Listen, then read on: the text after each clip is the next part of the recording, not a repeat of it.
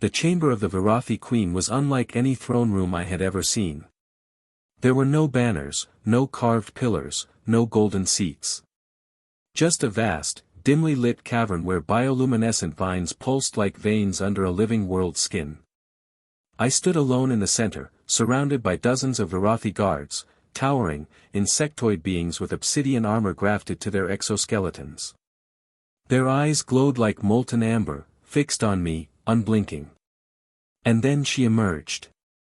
Queen Athakaris. A creature both regal and terrifying, her segmented crown flaring outward like a living halo. Her voice resonated not with sound, but with pressure, felt through bone more than ear. "Human envoy," she said, "you enter the heart of my hive, unarmed, claiming you seek unity. Yet your species arrives on the edge of war. Why should I offer you trust?" The question echoed like a sentence. And in that moment, the future of two civilizations hung on what I would say next. 3 weeks earlier, Earth had received an impossible message, one we had never thought we'd hear. A Vyrathi distress beacon. The Vyrathi Hive Dominion had been humanity's most dangerous neighbor for decades. They were ancient, xenophobic, and utterly unforgiving. Every species that had tried diplomacy with them met only silence, or extinction. And now, they had called us. Not for surrender. Not for negotiation. But for help. Their outer colonies were dying. Something was consuming their food-birthing chambers, their atmospheric processors, even their young. Some kind of parasitic blight that adapted faster than they could fight it. All their ships were busy defending core worlds from the unknown invader. So they called the only species reckless enough to respond quickly. Humans. Fleet Command chose me, Captain Elias Ward, a xenopsychology specialist and former war officer. Not because I was the best, or the smartest. But because I had survived a Vyrathi attack once. And because I was the only one who believed they weren't monsters. 2. The Hive and the Human. As my shuttle descended into the atmosphere of Vyrathi Prime, the planet looked like an endless sprawl of organic towers, massive structures grown from the ground, pulsing with internal life. Biological architecture on a scale Earth had only dreamed of. The Queen herself had requested a direct audience. Humans had never been inside their hive before. No alien had. This was a risk even Fleet Command had hesitated to greenlight. But humanity needed allies. And I was willing to take a risk if it meant forging the first union between our species. Still, the eyes watching me as I walked through the organic corridors were not welcoming. They were predatory. Suspicious. No, not suspicious. Afraid. The mighty Vyrathi, afraid. Whatever was killing them was doing so faster than any enemy they'd ever faced. Which brought me to the throne room. Standing alone before the queen of the most feared species in the sector. And she asked the question. Why should I deserve her trust?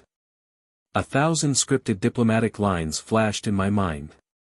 Peace treaties, promises of aid, strategic benefits, shared technology. Lines crafted by admirals and politicians. I discarded all of them. Instead, I spoke the truth.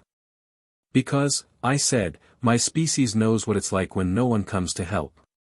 The queen tilted her massive head, antennae curling. I continued, humanity was nearly wiped out during our first cosmic century. No one came when the Sakari burned our colonies. No one came when the Keth turned our frontier worlds into ash. We begged for allies. We begged to be heard. I swallowed. Everyone ignored us. Everyone thought humanity wasn't worth saving. Silence pressed against my skull like the weight of an ocean. So we fought alone. We survived alone. And we swore never to let another species face what we did. Even if they never would have helped us. Something shifted in the queen's stance. I took a breath.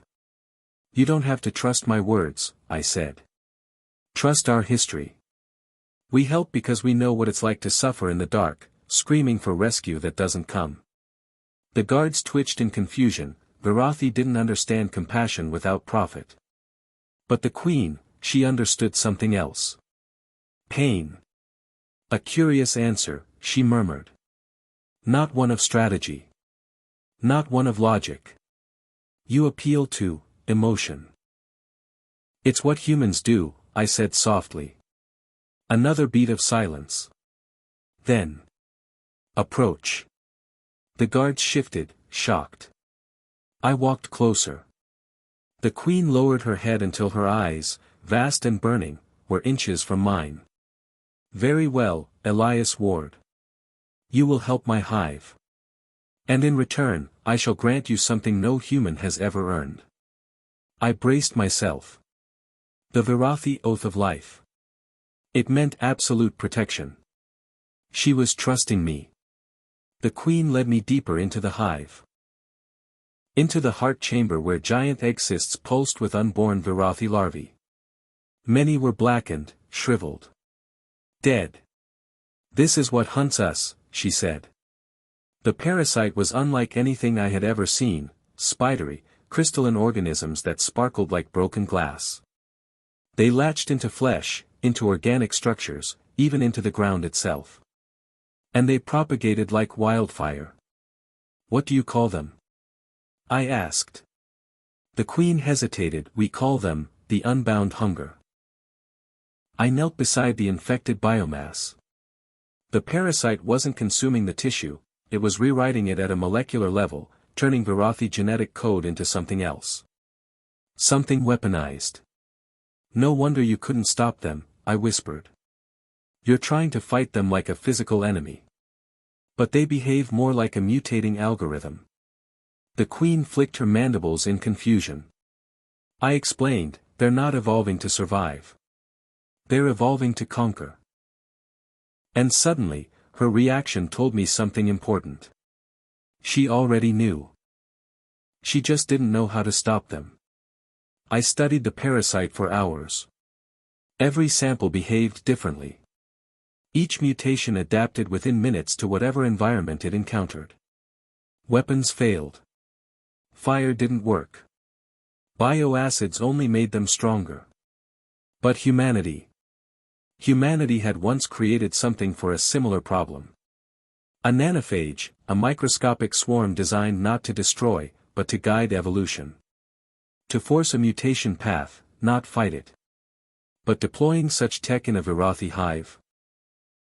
That could easily destroy them by accident. I brought my idea to the queen. We can use a controlled nanophage, I said. Force the parasite into a closed-loop mutation it can't escape. She stared at me. You propose to release human machines inside my brood chambers. It's the only chance you have. Silence. The kind of silence that could end civilizations. And then. I accepted your reason for trust, she said. Now I must decide if I trust your instincts. And? I asked. Instincts are how my species survived for 100,000 cycles. I choose to follow yours.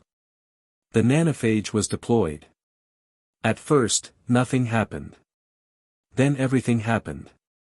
The parasites reacted violently, swarming, mutating, lashing out like a living storm.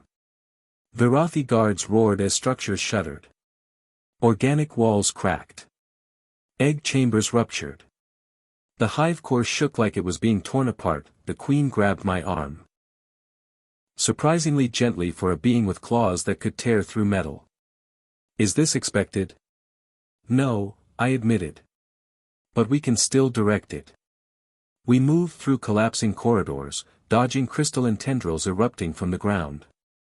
I manually recalibrated the nanophage using portable emitters, redirecting the mutation cycle. The hive's bioluminescent walls flickered, the air grew thick with spores. And then the parasites suddenly stopped. Frozen mid-growth. Glittering like suspended stars.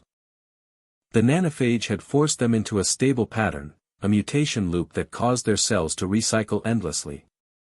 A biological stalemate. A cage made of evolution itself. The queen exhaled, a low, rattling vibration. You saved my hive. I collapsed against a living pillar, exhausted. We saved your hive. Back in the throne chamber, the queen addressed me alone. No guards. No advisors. When you entered my world, she said, I expected treachery. I nodded. I expected you to kill me. She emitted a sound I later learned was laughter. And yet, you acted not from fear. Not from strategy. You acted from shared suffering. She lowered her massive crown. Perhaps that is why your species grows so quickly. You carry your scars as wisdom. I didn't know what to say. So she continued. Elias Ward of Earth, I offer you a new accord. I froze. A mutual alliance. Between the Vyrathi Hive dominion. And humanity. No species had ever earned that. The queen extended a blade-like forelimb. Not as a threat. As a vow. Do you accept? She asked. I placed my hand against her armored limb. We do. A week later, when I returned to Earth, the council nearly fainted when they saw what followed me. A Vyrathi escort fleet. The first ever sent in peace. The queen sent a message to broadcast. The humans answered our plea when no other species dared. They fought beside us. They saved our young. They have earned the trust of the hive. The galaxy trembled. Two warrior species forming an alliance. Unthinkable.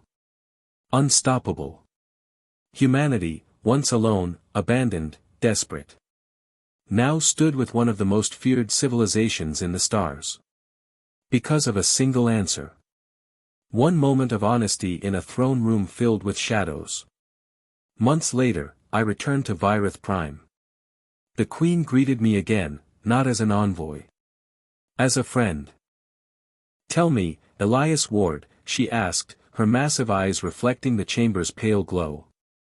Do you now understand why your answer changed everything? I smiled.